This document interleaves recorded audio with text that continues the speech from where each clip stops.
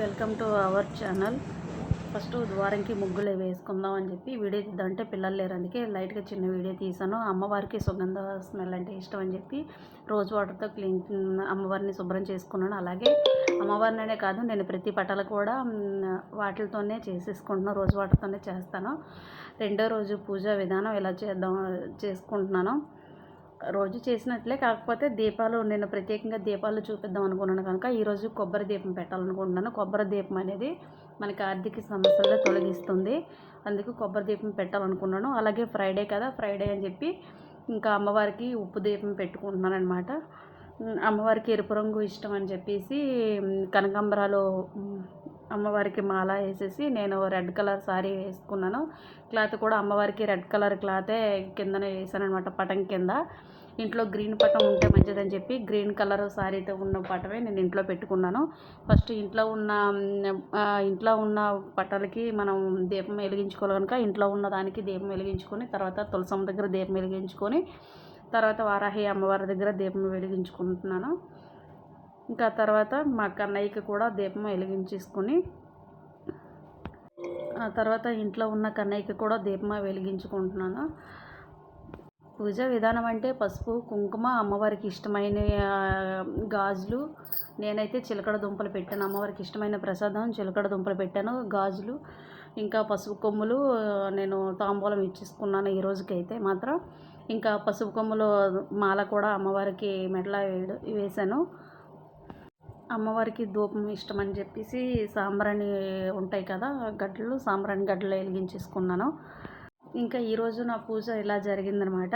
Video కొంచెం ఫాస్ట్గా run అవుతుంది, వాయిస్ కొంచెం ఇంకా లేట్ అవుతుంది కనుక ఇంకా అలా నేను ఎక్కువగా వాయిస్ ఇవ్వడానికి ఇష్టపడను, అందుకనేసి ఇంకా నాకు అలవాటు కూడా లేదు, ఎక్కువగా సాంగ్స్ పెడతాను. ఇదిగోండి ఇంటి ముందు ఇలా ముగ్గు వేసుకున్నాను.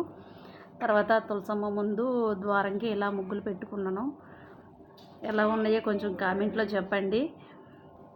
అందరూ వేసుకుంటారు కానీ నేను వేసుకున్నాను కనుక నాకు ఇష్టం, మీతో షేర్ చేసుకుందాం అనుకున్నాను, అందుకే షేర్ చేసుకున్నాను. నాకైతే మాత్రం తులసమ్మ దగ్గర వేసిన ముగ్గు చాలా బాగా నచ్చింది. చాలాసార్లు ట్రై చేశాను కానీ అది ఫెయిల్ అయింది. ఈరోజు వేస్తే పక్కా బాగానే వచ్చింది.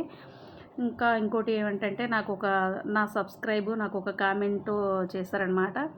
అమ్మవారి పూజ ఎవరైనా చేసుకోవచ్చా చేసుకోకూడదా, లేదంటే రెంట్ హౌస్లో ఉన్న వాళ్ళు చేసుకోవచ్చా లేదా, ఇంకా అమ్మవారి పూజ చేస్తే ఎలా చేయాలని చెప్పి కామెంట్ చేశారు. అది రెంట్ ఇల్లా లేకపోతే సొంత ఓన్ హౌస్ అనేది కాదండి, మనం ఎక్కడుంటే అదే మన ఇల్లు. మనం ఎక్కడున్నా సరే అందరి దేవుళ్ళు ఎలా కొలుస్తామో అలాగే అమ్మవారి నవరాత్రులు 9 రోజులు చేసుకోవాలనుకుంటున్నాం కనుక రెంట్ ఇల్లు అన్నా సరే అది మన ఇల్లే కనుక మనం చక్కగా అమ్మవారిని పూజించేసుకోవచ్చు. నవరాత్రుల్లోన 9 రోజులు 9 దీపాలు పెట్టుకోవచ్చు, 9 తోరణాలు వేసుకోవచ్చు, ఏదైనా సరే మనం ప్రత్యేకంగా చేసుకోవచ్చు. అమ్మవారికి ఇష్టమైనవన్నీ మనకి తెలియకపోతే ఇలా ఎవరినైనా కనుక్కొని కానీ లేదంటే యూట్యూబ్లో సెర్చ్ చేసి కానీ మనం చేసుకోవచ్చు.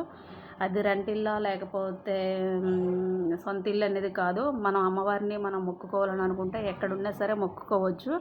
నా సబ్స్క్రైబ్ అడిగారు కనుక నేను చెప్తున్నాను.